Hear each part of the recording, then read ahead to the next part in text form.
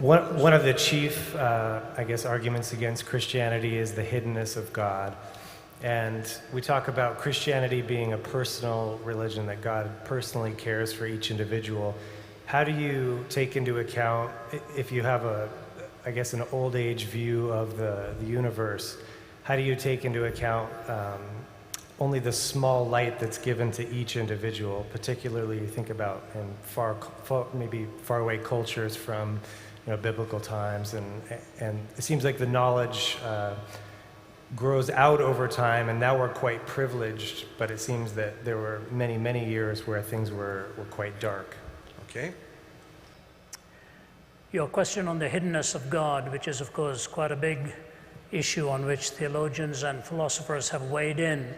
For those of you who have not heard the term, you've certainly wrestled with the idea. I remember getting a letter once from a young man in Washington who said, "Why has God made it so difficult to believe in him?"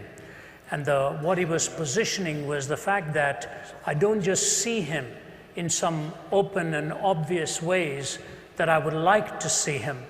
And people sometimes when they raise these questions wonder whether Christian apologists don't think of these things, they don't struggle with these things, they don't wrestle with these things.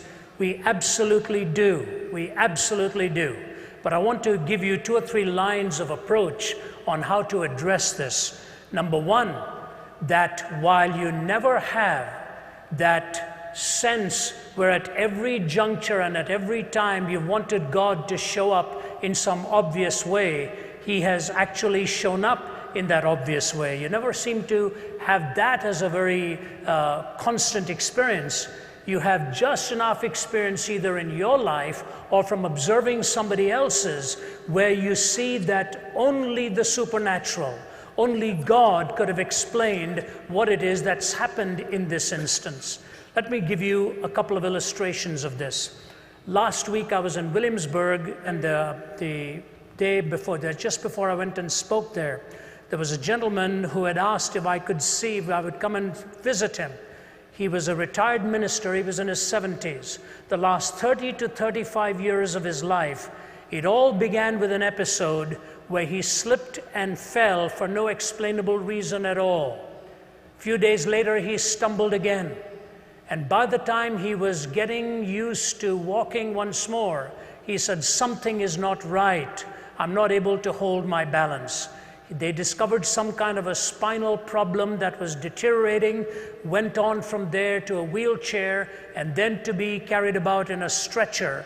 And now for the last 7 years, he has been bedridden in his home there in Williamsburg. The only thing that works is from here and above.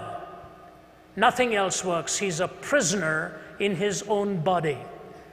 And as I stood by his bedside along with my colleague, fighting the tears away, watching how terrible a situation it must be, where you cannot even move a hand of your own. And he, with his head propped up, he said to my colleague and myself, my colleague who's here tonight, he said, "You know, Ravi, in the last 8 years of my life, the less able I have become, the more close I have sensed God coming to me, and the more productive I have been in creating a series of Bible studies for 780 series of studies for Bible colleges and seminaries all over the world." And by the time we finished talking with him, I was wiping the tears away from my eyes and wondering how I could ever be in a situation like that and say the things that he did. When you have lived a life that walks closely with God, you find out that physical debilitation with all of its hazards is not the ultimate destruction and the ultimate loss in your life and mine. A woman who was totally disabled wrote, "He giveth more grace when the burdens grow greater. He sendeth more strength when the labors increase. To added affliction he addeth his mercy. To multiplied trials his multiplied peace. When we have exhausted our store of endurance, when our strength has failed ere the day is half done, when we reach the end of our hoarded resources, our Father's full giving has only begun. His love has no limit, his grace has no measure, his power has no boundaries known unto men. For out of his infinite riches in Jesus, he giveth and giveth and giveth again."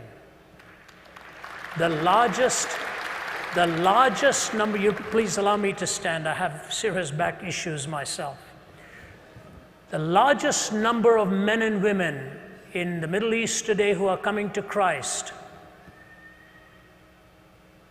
by the tens of thousands are coming to Christ because of a vision or a dream in which God has intervened in their lives. The countries have banned the gospel from coming in. I had one man in a country I shall leave unnamed. My wife and I were there meeting with him. He told us that for 7 years, and prior to that he was in Saddam Hussein's army in Iraq.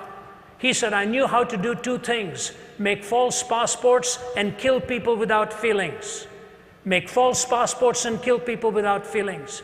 And I started to have this dream about Jesus every night, every night, every night. What, not one night, not 2 nights, not 3 nights, not 1 month, not 2 months, not 1 year, not 2, 3 years. And he said, then this man sitting next to me after my mother told me to leave the country lest I get killed, I escaped to this country. And after 7 years of dreaming that dream every night, he said to me, do you think God is trying to say something to you?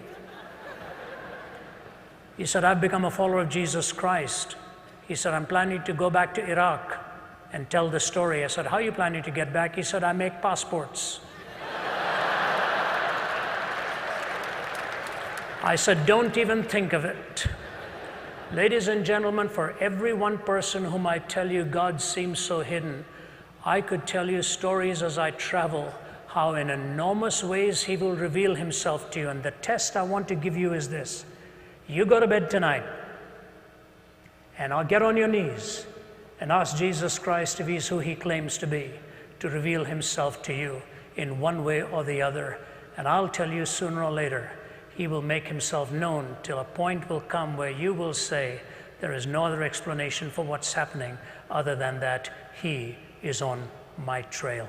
You'll find it that he's not hidden, he's quite revealed.